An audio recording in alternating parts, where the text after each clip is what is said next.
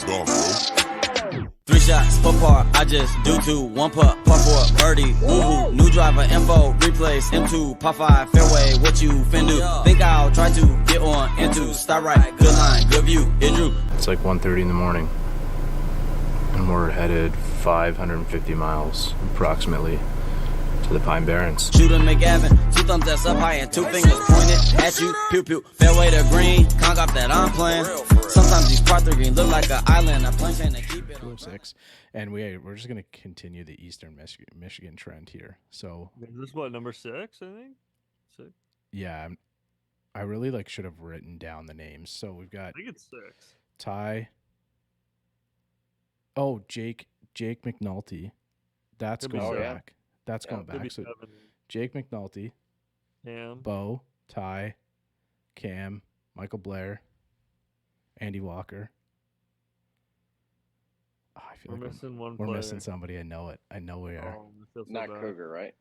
Yeah, Not we- Cougar yet. No, we haven't Cougar yet. Not Zach Cougar yet. Zadinsky. Yeah. Zach Zadinsky. There we go. Thank you. We're there. We made it. We got 7, 6, and 1 coach. Well, I guess did Zach coach a little bit too? He was he was kind of like assistant coach or grad assistant coach, I think, for a year or 2. Yeah.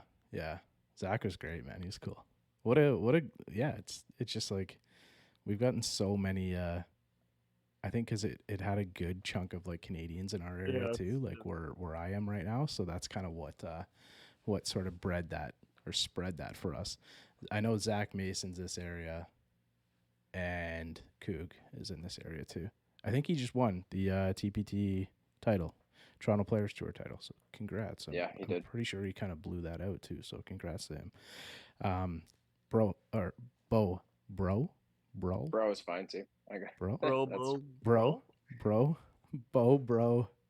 How do you pronounce the last name? Can we get that one? Beau Breault. Breault. Beau Breault. Okay, gotcha. Can you just join us? Give us a little intro. Who? I feel like I'm gonna butcher this all day. Beau Breault. Yeah, Beau Breault. Yeah, there we go. That's pretty good. Yeah, I played at Eastern from 2015 to 2019 under Coach Cunningham. We were COMAC champions in 2019. And then shortly after, in the fall of 2019, I turned professional. And I've been playing ever since. Been playing professional ever since. Been bouncing around between PGA Tour Latin America, PGA Tour Canada. This year I didn't have any status, so I was just finding state opens and mini tours and Monday qualifiers and whatever you can basically drive within 12 to 18 hours. And so been grinding for, I guess this will be my 5th full year as a pro. Been going down to Florida in the winters, and then I'm staying in Michigan, not too far from Eastern's campus during the summer. So I call Michigan home for the summers. Probably will always call Michigan home in the summers. It's hard to beat it in the summers. Yeah, great. But golf. it's also really hard to build. Yeah, it's hard to beat Florida in the winter. So yeah, we have great golf here too. In Ipsy, I was told I pronounced that wrong too. Andy set me straight pretty quick. So Ipsy. How'd you say it first? I think wasn't Ty saying Yipsy? Yeah, don't say that. Yeah. Don't say that. I used to do it too, and then I got yelled at. It's Yeah. like a big thing here. I don't know. Who cares? Ipsy. Okay, so it is a thing though. It's like a thing in Michigan. Don't say that. Well, I don't Well, know if it's as a thing, golfer, but I think people just get rattled by it. Yeah. Okay. as a golfer, you just don't say that. Okay, Yeah. that's good. Ipsy. Okay, so and There you that's it's good because I learned pretty quick. Don't say that too. So, that's at Eagle Crest, at EMU now. You guys are, or as an EMU alum, it's kind of part of the course. But you're playing in the area, Beau? I am playing. So I'm 35 minutes from campus, but I'm actually having the boys out. Andy and Ryan, and then the 9 guys are coming up to Prestwick. Hosting them actually next Wednesday. So I get to meet all the guys for the first time. I haven't met Coach Andy in person yet. Great So dude. it'll be good to have those guys out and get them out to a nice course at Prestwick. And they've got a pretty jam-packed fall season with a really good schedule. It's a crazy schedule. They get to go to some amazing places. Yeah, A-Dub's cool, man. You're gonna like him. Like there is not a way. Like there's just no chance that you won't. He's just like chill. A player's coach, just knows the game so well. He's kind of been there on all levels. He's won a national title. He's won a national title as a coach at all levels except D1. So that's kind of like his goal now. But he's just an all-around good dude too, man. Great guy. Yeah, I mean, I've heard all good things about him. Obviously, it helps to be a really good player to have a little bit more credibility with your players. So, I mean, I'm looking forward to teaming up with him. Maybe we can play in the same group. But I think he's going to be watching the guys closely because they've got qualifying and they're kind of right in the middle of their season. So might not get to tee it up with him this time, but I don't live far from him. So yeah, you can definitely like loop back and do it again. So can we take it kind of back to college? Like how was that experience at EMU for you? Like the 6 players that we've talked to from EMU all absolutely loved playing there. The school's kind of only gotten better with the game above center now, but how was kind of the experience there for you?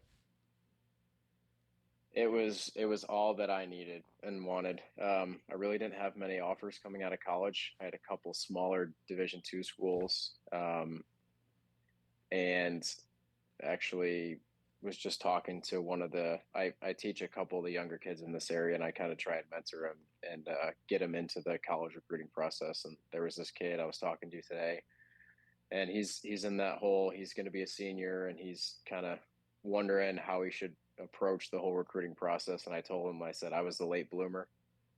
I had basically no offers until I had a really good end of the summer / fall season and ended up winning an event really late in my high school career. Got an offer from Coach Cunningham, and just kind of ran with it. But Eastern had everything I needed to be successful. So we had like miles of golf, was right down the street, so we could hit balls outdoors. It's obviously cold, but it's, heated above, so you can hit out and see the ball flight, which is really what you need to be, at least have, like, you can't just hit into a screen. It's not really going to help you a whole lot. And then we had the football dome, so we could practice our wedges in there. We had Fox Hills, so we could go over there, and they had a couple garage bays you could hit outdoor, and sand putt lab and stuff like that. So, I mean, it had the facilities for me to be successful. We also had a great schedule. We would go Florida a couple times, Arizona a couple times. So like schedule, facilities, team, Division I, I mean, it was all kind of there for the taking, and you just had to work really hard. And I got a lot better in school. So, yeah, I mean, I made the most of it, and I loved my time there. It was awesome. I met a lot of guys who I'm still really good friends with right now. Did you live at home or did you live on campus? No, so you had to live on campus. The scholarship required you to live on campus the first year. So I was in the Villages, which is like an all athlete thing. There was 7 of us for 3 bedrooms. No, 7 of us for 4 bedrooms. So I could reach over and touch my roommate when we were sleeping. We could hold hands when we were sleeping in bunk beds. And then the sophomore year I moved in, and we had this like golf house, we called it, but it was really it was like a trap house. It was pretty disgusting, right across from the student center, but it was cheap. And I lived with all the golf guys, and it was awesome. It makes you appreciate living in clean, like, yeah, right. Everything else was bread and So we've heard rumor of that place. We've definitely heard rumor of that place in a couple episodes in past. Ty, we had a different one. We had the OG golf house. Okay. And then after Ty and Cougar and Mason came in, and a couple other freshmen, they had their own house. So the upperclassmen were in one house, the freshmen were in one. That place was even more disgusting than ours. We kept ours clean, but it just looked like a trap house from the outside.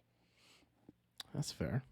And just a couple golfers in there too. Love that. Just wouldn't look right coming out there. Everything tucked in. Nope. Bags over your shoulders would look kind of strange, right? But so recently, kind of like when I got following you was in Manitoba, I believe. how did that start get set up for you? Like, did you Monday into that one? Yeah, I went from Sault Ste. Marie to Minot, North Dakota, and I was going to play in a Dakotas Tour event the following week in Fargo, but I was like, hey, I'm already out here in Minot. I might as well drive 5 hours north to Steinbach, I believe was where the Monday was. Okay. So just southeast of where the tournament was in Winnipeg, and played great, got in, and I had no status on the tour. So the only way that I could play the following week was to either top 25 or re-Monday. Like if I missed the cut or didn't top 25, I had the option to go to the next Monday in Brainerd. But I played great, and I think I was like tied for 16th. And so I got into the following event, played in Brainerd, also top 25. And then, long story short, ended up missing the Tour Championship by one spot or 1 point. But Winnipeg was awesome. I've never been to that part of Canada. I've been to British Columbia, and I've been to Halifax, and obviously been to Toronto area, like Windsor, but never kind of central like Alberta, Winnipeg area. So had a host for that week. He was able to show me around Winnipeg, and the golf course was sweet. The event was awesome. It was probably one of the best weeks of the summer for sure. You think everything just kind of like came together at that right time? Like, because if you're going to play another event, then thinking like, was your game in good shape? You kind of wanted to go up there? Because I remember like you were at the top, like you were like top 2 or 3, I think, after round 2, right? Yeah. I mean, the guy who was leading was like 20 under through 2 rounds. I think I was 14, and I was not even close to him. I was in like 3rd or something, but I've been playing good all summer. It was just, it doesn't like financially, it's really expensive to go to all those Mondays because for the most part, you're flying to all of them and rental car and hotel and all that stuff. So like, if you don't have status, you got to pick and choose where you go and try on Monday. And that one just made sense for me, but I'd been playing well really all summer. And so like, it was just kind of a matter of time until something clicked, and Monday and the course set up great for me. So played great that week, and it got me into another week, and I was like, hey, just try and make the most of it. And so I mean, the Mondays are kind of a crapshoot. There's 8 spots in those, which is a lot better than the 4 for like PGA. So it's definitely doable, and there's not that many guys that go up and try and do it because of the price and because of how hard it is to get to some of those events. So it worked out nicely, and made the most of it and played well that week. What'd you shoot in the Monday, Beau? 5 under or 6 under? I want to say it was 5 under. I was 6 under through 7 and shot 5 under. Okay. So that's still pretty damn good, though. Put in cruise control. Yeah. But the front nine's a lot easier than the back nine in that golf course in Steinbach. So did you have kind of like, do you have an idea like within the Mondays at all, kind of what a number might be or how things are going like throughout the round? Yes. I'd say I have a pretty good feel. It's all usually weather dependent, and then how hard they're going to put the pins. And so like sometimes when you get to play practice rounds, they'll have the pins marked. So you can be like, okay, this is an easy pin. This is an easy pin. And they'll have the tee boxes marked sometimes too. So par 3s, they might move up. Par 4s, they might play all the way back. So there's certain holes you get a feel for, okay, like, if you can just par these and take care of these holes, like a good number might be 3 or 4 under. And then it just really comes down to like, is it going to be windy? How are the conditions? And also how many guys are playing. Like if there's 100 guys in the field for 8 spots, it might have taken 6, but there was only maybe like 75 or so. So it just, like the PGA Mondays, it's always, you got to shoot 66 or better pretty much. Those Canadian Mondays are a little bit easier to get through. They're not easy by any means, but it's usually like 67, 68 gives you a shot. And then you just got to hope not that many people take it deep behind you. So, I mean, getting off to a really good start obviously helps. and so you don't feel like you're forcing anything to try and make birdies coming down the stretch. It's just, you know, you can kind of just feel like pars are okay, and if you add a couple more, like 6 under, I think was medalist, and I was 5, and I think 4 under got into a playoff. So like that was a little bit lower than I thought it was going to be because it was playing not easy, but Yeah. every Monday's different. I mean, some Mondays it takes 3 under if there's not that many people that go up there. If it's a hard event to get to, 3 under might get in, 2 under might get into a playoff. Some events like a Windsor where everyone can just drive over or fly into Detroit and fly over, or fly into Detroit, drive over. It might be 6 or 7 that gets into a playoff. Yeah, I know we've talked to guys about kind of the Monday cues and stuff, and some guys say it's just go make as many birdies as you can. And I know some guys have said, you know what, you just try to keep a good score and hope you contend. You ever have those weeks where you just go in there and say, I just need to make as many birdies as I can, be as aggressive as I can, and kind of not worry about if it goes the other way? Well, I would say Corn Ferry Mondays are usually like that because it's like 7 or 8 gives you a shot. Like if you shoot 68, 67, it's like, hey, played a great round, but you didn't even sniff getting in a playoff. You missed Right. it by 2 or 3. Like once I got into the event, the course, you could just tell based on the forecast and then them getting rain like the day before the tournament starts. Not much wind. Like it's just, you have a feel for like, okay, you're gonna have to take it deep. Like, yeah, 2 under, 3 under is just not gonna get it done. I mean, the cut in Manitoba, I think was 7 under, 6 or 7 under for 2 rounds, which is like one of the Windsor was also really low. So you get a feel for how the course is going to play with your practice rounds, and you're kind of like, okay, I'm, 30 under is probably going to win this week. So don't hold anything back because a 68, 69 is not really going to move you up too much. Yeah, Bryce, So, I think I remember kind of a couple times talking about like with Zach Viminitz and Ty, actually, like in one of our first chats with Ty about Corn Ferry Q School. I think Zig might have said the same thing, Ziggy, about just you're just essentially going to make as many birdies as you possibly can because I think it's a 3-day event, Corn Ferry Q, and it's like pre qualifying is 3 rounds, but then first, second, and final are all 4. yeah, okay, that's right. So like, and it's nearly 30 deep to kind of get through any of those, right? So I think The pre-Qs are not necessarily like that. He might have been talking about maybe like a 3-day like mini tour event. okay, Because the pre-Qs, the way it works is like if you don't have any status on a prior tour, if you've never really played and kind of proven yourself, even they'll give exemptions through pre-Q into first stage if you're a really good college player, okay, or if you've had any status on any of the other tours. But the pre-Q is trying to kind of weed out the not great players and just filter in the better players into stage 1. And then stage 1's legit. It's hard to get through. It's like 100 guys at every site, probably 12 sites around the country, and like the top, usually 30% of every site gets through. But every site's different, right? If like my site's in Nebraska, if it's blowing 20 and it's 50 degrees, like 6 under for 4 rounds gets through. right, But if you're in maybe Texas and it's hot and there's not that much wind or something, like 13, 14 under for 4 rounds might get through. It just depends where you're at, strength of field, weather. But like first stage, if once you get through first stage is 4 rounds, and then top 30% from every site make it in the second. I think there's 8 sites. It's 6 or 8 sites at second. Again, top like 25% of all those guys make it in the final, and then finals like where everyone's competing for their card. But it gets harder and harder every step of the way. There's no easy way to do it.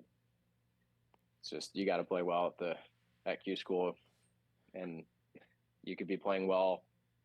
Kind of the catch 22 is you could be playing well all summer, like I have been, and go to Q school and have, 1-2 bad holes, and it could potentially ruin your entire season. Or you could not be playing great and catch fire, catch lightning in a bottle, and get through first and second. So Yeah. it's, I feel like that's why everyone pushes so hard for Q schools, because you just need to put together a few good rounds and you're in, Kind of like That's why it's such a big thing for people to go to. Is like you just have to have one good weekend. Well, I mean, for every stage, obviously, but like if you turn it on for 2 weeks, 3 weeks straight, I mean, you're getting a card essentially. You know, that's kind of how it works. Yeah, it's that's the simple way to look at it. They do spread it out now to where it's like first stage is mine is October 8th through the 11th, and everyone is kind of in that range, give or take a week or two. And then second stage is like early December, and then final stage is like right after that. So, I mean, it is kind of a pressure cooker for 4 straight days where you can't really mess up. I mean, you could maybe have a bad 9 holes, but like if you get on the bogey train early and you kind of start getting negative, like that's kind of it. You just can't afford that. So it's I always tell people that don't really understand how Q school works. I always tell them it's kind of like you could have an A plus in the class and you take the final exam and you get a B minus and you fail the class. Right. Or you could have a D plus in the class and you get an A minus in the final exam and you completely pass the class and you're good to go. You go on to the next class. So it's like, it's this weird dynamic of people who are in different, their games are in different shapes at different times. And it really just comes down to playing really well at the right time. Have you gone each of the last I guess it'd be 4 years now? 2020, they didn't have it, but I've gone, the 4 years. So I think this will be my fourth time trying. Yeah. Do you do you kind of like build up anything different, Beau? Like, do you focus on, like, I know I just kind of like seeing people's like different prep, like you're approaching kind of like what is going to be one of your biggest stretches of the year, or kind of most important stretches of the year, really. You doing anything different like in your game to prepare for Q school? So I've been playing really good for like a month straight now. And the unfortunate thing being in Michigan is kind of the tournament season is over. So like there's not really much for me to play in besides like scrambles or kind of money games back home at my home golf course. But like I'll fly out and see my performance coach. I have a mental coach in Houston. So I'm going to go see her, just mentally get ready for Q school because it's more of a mental battle than a physical battle for me. Um, but honestly, it's just some people like to play all the way leading up. It's kind of like how you hear about guys preparing for majors. Some guys like to play the week before. Some guys like to take 2 weeks off. I've done it all sorts of different ways. Like it's not really by choice this year, but I just don't have many events to play in right now. So I'll feel fresh, but I won't be as like tournament sharp as probably I normally am. But I'm not concerned about that. I've played this golf course before. I've gotten through at this site before. So it's more like making sure you're putting in the right practice and then honestly just getting your good practice runs in and getting rest and just like not overdoing your prep because it's pretty mentally draining for those 4 days. So you mentioned that you have a mental coach that's out in Houston, I believe. Mm-hmm. How did you get connected with that? Was it always to do with the golf space? It was just kind of like, it was a weird coincidence. I think God kind of meant to put her in my life in a way where it was actually at second stage 2, maybe 3 years ago. She was caddying for one of her clients, or it's another player that she also helps. And we ended up getting paired in the same group. And I kind of had just a mental breakdown. Like I was exhausted. I was frustrated. And like, she could kind of see that, but also I had been kind of right on I knew I needed to kind of work with somebody because like I'm a hockey player. I grew up playing hockey in Michigan, and like the whole dynamic of when you make a mistake in hockey, being able to go out and just like body check someone and 45 seconds on as hard as you can go and kind of physically take out your aggression is so much different than golf. And so like just learning kind of how to deal with frustration and just kind of like little things in how to overcome a mistake, like before you hit your next shot, or just little things for like confidence. And so her name's Dr. Mitchell at the PAVE group over in Houston. I chat with her usually every week, before big events, after events, and she's just helped me come a long way. Like we talk about like strokes gained attitude is a big thing, which sounds funny, but it's like, as being golfers, you guys yourself, it's like it's very easy to start spiraling out of control when you make 1, 2, 3 bad swings. Oh And yeah. just like strokes gained attitude is a huge thing for us. It's like, hey, can we kind of win the mental battle this week? Like if your physical game is not there, like you better be mentally sharp to get you through that week, especially in a week like Q school. So she's helped me a lot to kind of grow in that regard. Yeah, that was something that well, you should chat with Andy when you have a second about it, because he kind of give Andy's he's a pretty funny guy, so he would only give me like a little piece of it, but he was saying, he kind of explained, like, do you ever you ever see like a guy like fist pump like a really good tee shot, like a really good drive or whatever it may be, right?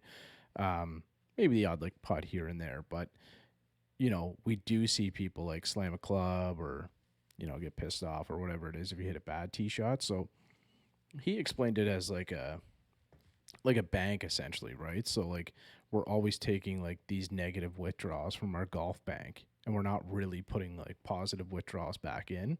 And I thought that was a really great way of looking at it. That's why he's such a good coach. That's kind of one of the things that he's working on with the players. He had a couple other things that he shares with the players, but he wouldn't really give me any of that information. I tried, but Sure. it's one of those things where if you're kind of like walking down the fairway with him, you might be able to kind of tap in with him a little bit, because like I did say, he's in '97 he won a national title with Pepperdine. He's won with Lynn University, I think 2 years in a row, 2 or 3 years. And, so he's done it at kind of a few different levels as a player and a coach now. So it's something that he has a lot of success with, and players are following him when he goes to different schools, which is really cool. And I think that that's something that's kind of becoming more and more important in the game, because the players are so good. Like, players are so good at golf. There isn't that much difference between someone like yourself and someone who's playing at the top level, right? We had this discussion kind of with like Etienne Papineau, and at the time we were talking with Etienne, he had just come off like the Pan Am Games. He beat Abe Answer.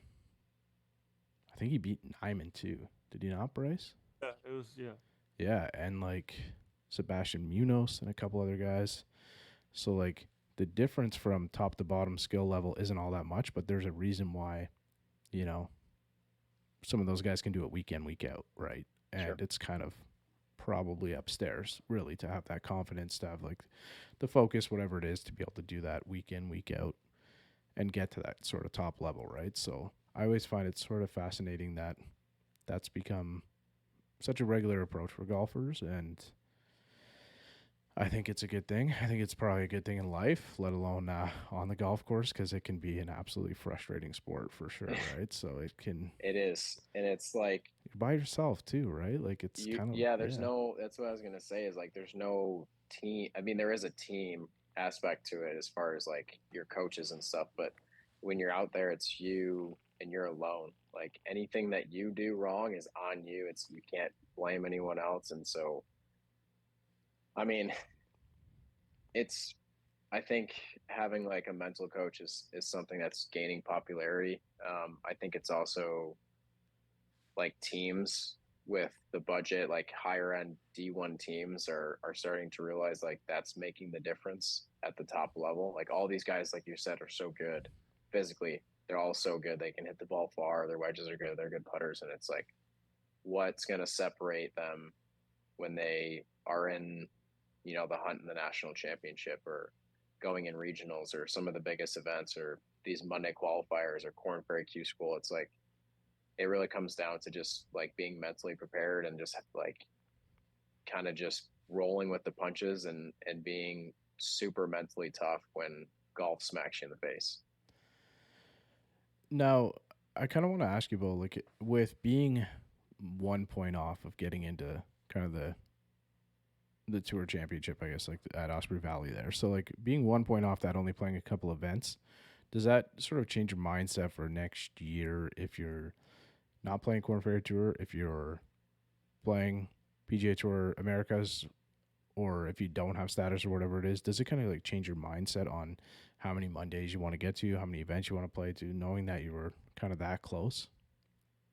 It does, and I think the big thing that it does for me is it gives me like the confidence and the belief to be like I can hang with these guys out here. I can beat anyone day in day out. Like it's not a fluke. I'm right where I need to be.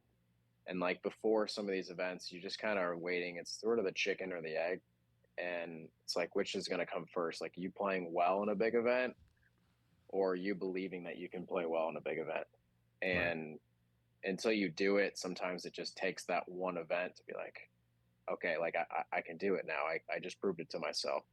And I think I did believe I could do it. But then after you like string together like a really good summer and then those two events and like, like people don't realize PGA Tour Americas is like, they literally have some of the best players in the world there. I mean, it is two tiers below the PGA Tour, but like the competition is so good. Those guys are so good. Like guys are having PGA Tour starts, and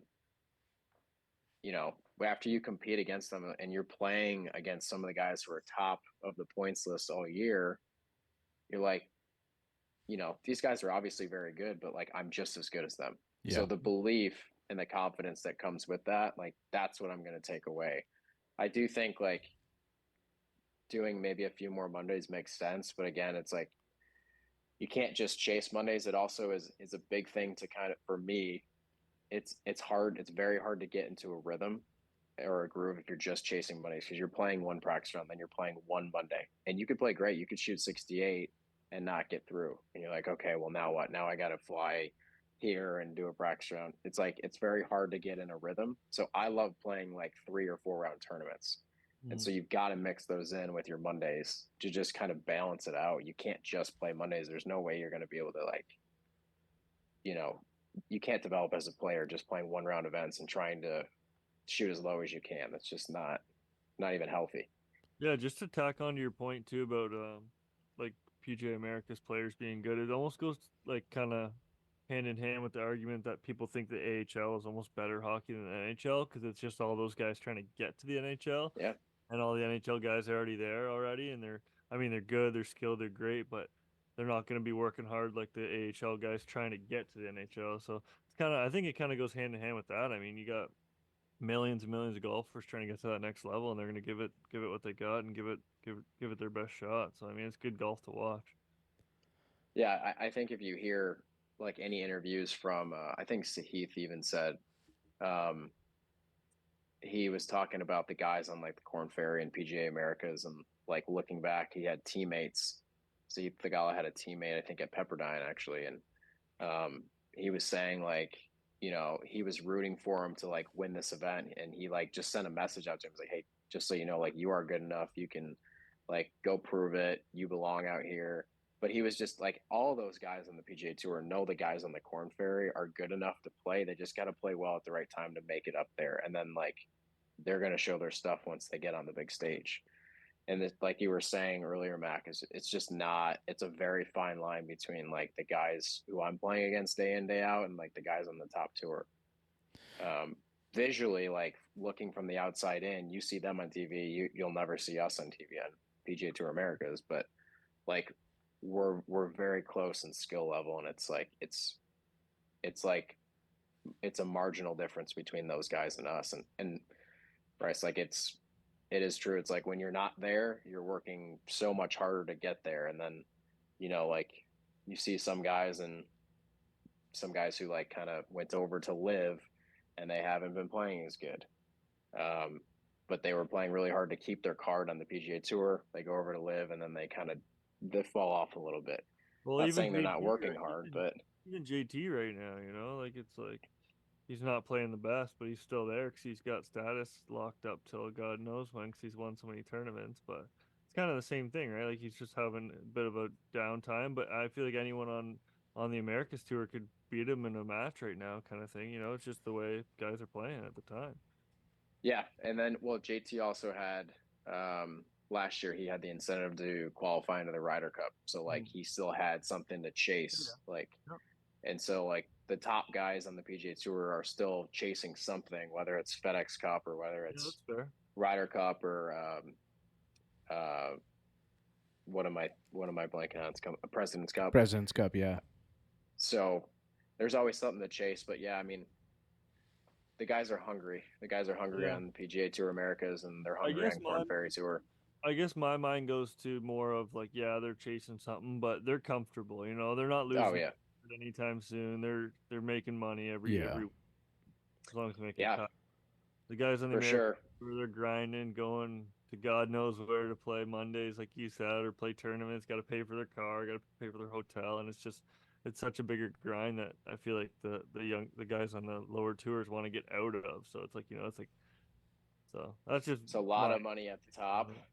There's a lot of, you know, they've got that Comcast Business Top 10. They've got the FedEx Cup. They've got, you know, brand deals. They've got sponsors. They've got all these different things, and it's like, you know, we show up at a PGA Tour Americas event and, you know, feel very lucky to like play in them, and it's awesome to be in that environment. But then they're like, okay, well, you know, it's $200 for the entry fee. It's like, well, I just qualified into it. Like, why am I going to pay more? And then it's like, it's $50 for the yardage book, and then it's like, you know, $100 around for your caddy, and now you got to pay hotel and rental car and flight. It's like you could play pretty good, 68. Like, okay, in Winnipeg, you shoot 68, it was a par 71, so 68, 68, 6 under par for 2 rounds. You missed the cut by one, and you just spent 2,500 to $3,000 for that entire week. Yeah. And you didn't, and you made nothing, and you played pretty good golf.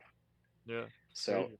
like people don't realize that, and so that's why people are always like, you have to pick and choose what events you do and Mondays you do, and obviously it's expensive. So like having sponsors, like for me, Game Above was an incredible like blessing to have those guys and to like give me the opportunity to do what I love doing. And but you can play really good golf, and it's really expensive, and you can be in a hole quick. So Yeah, and I think like it was really good this year because we see, you know, in the top 5, I know Neil Shipley's up there, Matt Anderson's a Canadian, he's up there too. Like, you know, obviously Neil had huge success this year, with being the low am at the Masters, and like it just like he had a great year, and it kind of shows that, and it just kind of shows that, you know, those players that are playing on, you know, the tier 3 league, if you will, right now, are like Neil's playing some of the best golf in the world, right? So it doesn't really matter status, doesn't really. It's just like we've had this conversation. It takes so long to get to the PGA Tour, like wherein, you know, if you're playing in the East Coast Hockey League and you play really well and you get called up and you play really well, like you can like make your jump within 2 months, right? Whatever it may be, a couple months. Maybe that's a little bit.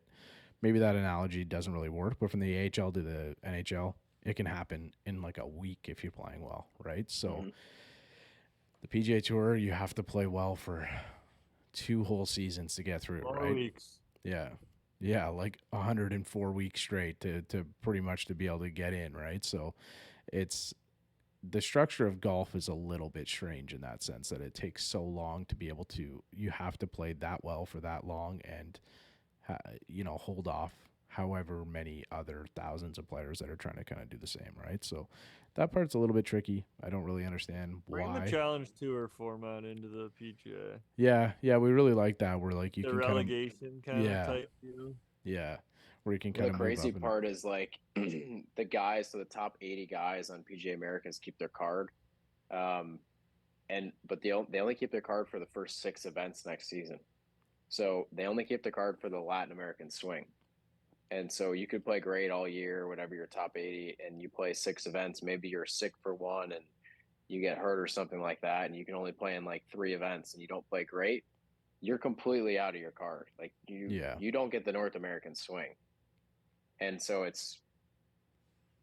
you go from, you know, maybe you're like 40th or something, and you played pretty good, and you're a top player on that tour, to all of a sudden after 6 events you have no status on any tour, and you have the same status as me. So it's like, it's just, I don't know. It's crazy. It is also cool that they started doing something to where they're rewarding college guys for the NCAA PGA Tour U. Yeah. So, like, the guys who are playing in really like high level college events, and they're playing in USAMs, and they get enough points to get in, and like their college career and their program and their like tournaments, they're just as hard as like pro golf, if not harder. And so they're like prepared when they're out of college to step on to like a Corn Ferry event or a PGA Americas event and compete. Like Johnny Keeper just did it. Came straight out of Baylor. He won his he finished like second like 4 or 5 times, like on a really good tour against some of the best players in the world. Ended up winning in Winnipeg. But like, he's fresh out of college. You know, guys have been doing this for 5-10 years. He's fresh out of college and he's already winning. So like, guys are prepared right out of college. But yeah, the whole keeping your card, getting relegated to not having any status, it's just it's a wild west. Like, it's even changed at the top at the PGA Tour. As far as they limit the guys, I think, I don't know, is it top of 75 make it to the first playoff instead of like 100 or something? They made it harder to keep your card. I don't know. Hear me out though. I want something like along the lines of like top 10, bottom 10 every week.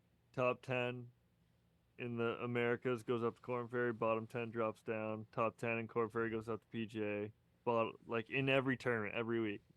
Bottom 10 drop down. Like, I want that much action. Like, I want people to get chances that quickly, kind of thing, you know? Like, guy wins a tournament in Americas, goes up to Corn Ferry, wins again there, and he's right on the PGA the next week. You know, like, I think that would be I love it. That would be awesome. Like, just top 10, because you're not doing too much damage with getting a bunch of people out of fields, but it gives guys chances if they're hot and they're winning tournaments. I mean, you could win one tournament in Americas and be on the Corn Ferry for the rest of the year if you're going to finish middle of the pack or towards the top. You know, like, it's just, I don't know. I think that's a cool idea. I love it. PGA Tour would never go for it. Never. No, I know. Then they're taking the chance of like Rory or, you know, JT like not playing, and then it's like, it's all about the money. Of course, yeah, but it sucks so bad for us. The headlines, like Rory, that would be incredible. Goes down to Corn Ferry, like, oh, that'd be awesome. That happened recently where him and JT were like in the bottom of the field. Yeah, I know. I can't remember what event it was, but they were both in the bottom. I think it was just before the BMW Championship. It was in the Colorado one. Yeah, I think so. Yeah, might have actually been BMW. Maybe it was BMW, and they were both it was in Colorado, I think. Yeah. But do you guys think that would have any effect on tournaments? Like, guys that are just playing that hot, you think they would contend? What do you mean? So, say, like, guys that are just real hot at the time, like just winning a lot of events or finishing top in a lot of events, and say they jump up, and like, do you think will they get in the mix in that? Like, if they're just playing real well, like, do you think that would affect, like, having 10 guys into the, say, B or A class tour from the lower tours? Does that make sense? What I'm trying to say? Do you think that affects the field at all? I think it would depend on, like, okay, if it's going from like a Corn Ferry Tour event, and then the next week they're playing at next week is like the PGA Championship, or like it's a major, or it's a venue, like it's a really hard golf course that you hear is like, oh, it takes forever to learn. Yeah, you think it wouldn't affect? It would be tough, but it would also be like, you see a lot of guys who Monday into a PGA Tour event and then they miss the cut by a million. Yeah. Because it's really hard. It's a lot of pressure, but it's like, you've never been on that stage before. You don't know how your body's going to react. Like, you're nervous. But then also, there's a lot of talk about like how Corn Ferry, if you look at the Corn Ferry events and the scores to par that usually are winning, it's like 22 to like 28 under par every week. Yeah. And then PGA Tour is significantly lower normally. Like, on average, it'll be like between 12 and 20, call it, right? So they set up the golf courses a lot harder on PGA Tour versus Corn Ferry. It's more of a shootout. I'm not really sure why they do it, but I think they just want like super red numbers and want guys to get comfortable winning at 25 under par for the week. Yeah. So it could be an eye-opening thing to where like, oh my God, I'm used to like easier golf courses where the pins aren't that tough. Not saying they're easy, but going to like a I don't know, throw a course out there, Harbor Town or I mean, you can just use the biggest one, Augusta. Like you just gotta yeah, yeah. If you get into like a major and now you're like, well, I've guys have been playing here for years. They know the golf course. It takes a long time to learn. I don't know. I love the idea though. I think it would be super cool. And I it would think give so. guys like me a chance. I Yeah, think well, my that's the opinion. thing, like it's just you give guys chances that they don't normally get, you know? So I think like the theory of numbers, if you were to like break that all down, someone is going to get through and someone's gonna like finish high within 2 weeks. So they're gonna be a top Yeah, 10. oh yeah. You know what I mean? So like But that's why I like it, because if you're me playing too. well, you should be playing at the top level, you And it know? should just be like a universal point system or something. Yeah, I it's think kind of just I think we're onto something here, boys. I think this is it'll never, like you said though, Bo, it'll never happen. Like it'll just like there's too much risk involved. But like, you know, I would put money on like Kiefer against like JT right now. Like, why not? It's like I don't think the game's probably all that much different. I don't think that he's a big underdog, you know, going against them or something. You know what I mean? I don't. Sure. Yeah, I think it's it's kind of that closer than a belief lot. thing. Yeah, it's closer than a lot of people think, right? Like once Johnny gets a couple more starts under his belt, he's going to feel more comfortable being out there. He's like, okay, yeah, I belong out here. It's similar to me being in Winnipeg and competing against those guys. But then, like, also, maybe you guys know this, maybe you don't. Every week, like even on PGA Americas, they have a certain amount of slots allotted to Corn Ferry guys who don't get in on their number. So like a Corn Ferry guy, he's got status, but he's just outside of getting into the Corn Ferry event that week. He can drop down and he comes and he can play, and they maybe have 10 spots every week, 8 to 10 spots, and those guys can play in a PGA Tour Americas event. So oh, okay, I didn't know that. Yeah, so there's out of the 156 man field, there'll be like maybe 4 sponsor exemptions, maybe 8 sponsor exemptions. Then there's 8 Monday qualifiers, and then there's like 8 to 10 Corn Ferry guys that will drop down, and then it's they don't have slotted to in based on your qualify or points. anything, right? Because they have their Corn Ferry card, they get their spot. Yeah, okay. Yeah. So that could knock, like last year when I was playing on Latin America, the first event was in Argentina, and I had status. I'd missed getting full status by a shot at Q School. So I was like, had the best conditional status you could get. And so I'm flying to Argentina. I'm thinking I'm probably going to get in because I'm number 1 alternate. Like if anyone gets sick, if anyone gets hurt, if anyone misses the flight, I'm in. So I'm on the tee from like 7 a.m. until like 4 p.m. and nobody drops out. And that week they gave out like 25 or 30 sponsor exemptions, like all to Argentinian guys. So it's a very kind of political, like they want local kids in there. They also want like big names sometimes. So like in Winnipeg, I played with Dylan. Why am I blanking on his last name? He's a defenseman on the Winnipeg Jets.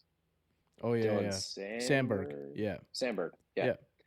So we had a big group following us, but they do that every year. They sponsored Shifley.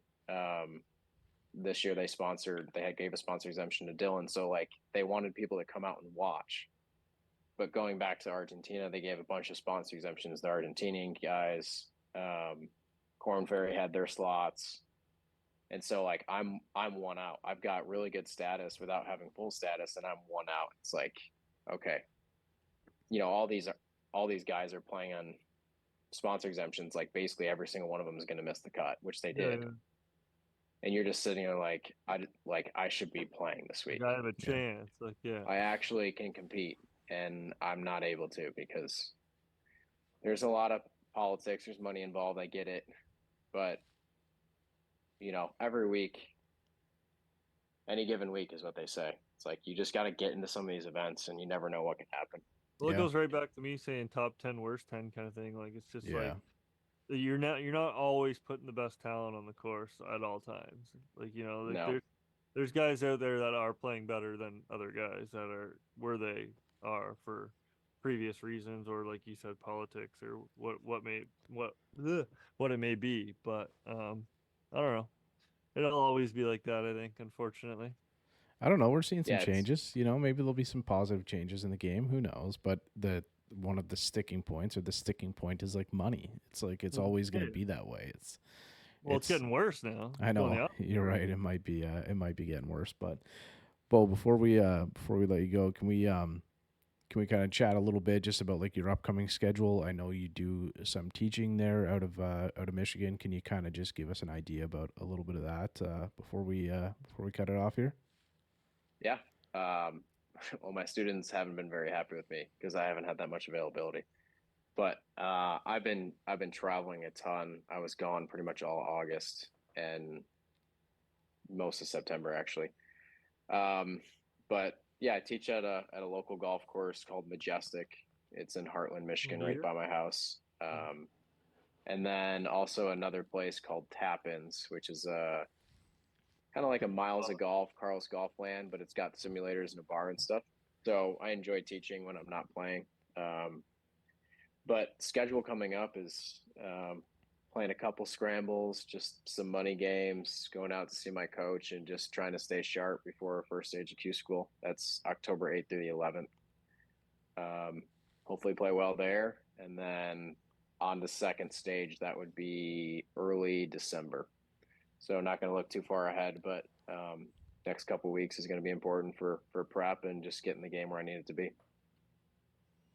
Love that, man. Love that. Well, I really appreciate you taking time. Hopefully we didn't run over our time here, but yeah, enjoy playing with Andy. I guess you guys will probably be doing it in a couple weeks, so say hello for us. Andy's a good friend of ours, but check out the team. Hopefully it's all going well there, and I'm kind of looking forward now. I feel like we got a team, Bryce. I feel like we got a team to watch. We got a team to follow, right? So it's kind of good, but I really appreciate it, Beau. Hopefully we can do this again. We got a thanks, 2v1 scramble every EMU guy we've had on. What's that? We got a 2v1 scramble every EMU. And then when we beat them all, we can just say we've dominated EMU. We got to go through like a series, because I think we're probably going to get like smashed. Like we might go 1 for 9. Yeah, we got to come. You think? Come on. We can scramble, not best ball. Last time. Yeah, I know. That's not our game. That's not our game. Yeah. You think we're beating Coug right now? You think we're beating Beau? Come on. Never know. I don't know. Maybe not at my home golf course. If I come to you guys got a shot. If we starve Ty from eating at Domino's the night before, maybe we got a shot. Maybe we got a shot. But if Ty's got no Domino's, no Zins, and no beer, you guys are gonna crush them. Maybe Perfect. that might be our only hope. But Beau, this was great, man. We'll do I it again appreciate sometime. it. Thanks for having me on. Yeah, thanks so much, man. Is out in my ball in the course where I tee up. I lose the ball and I re-up. I miss a fairway, I probably end up in the ocean or maybe the beach. And I'm on a par 5 and I'm finna go reach it. Second was blind, I ain't see it. Feel like it might be an albatross, worst case scenario.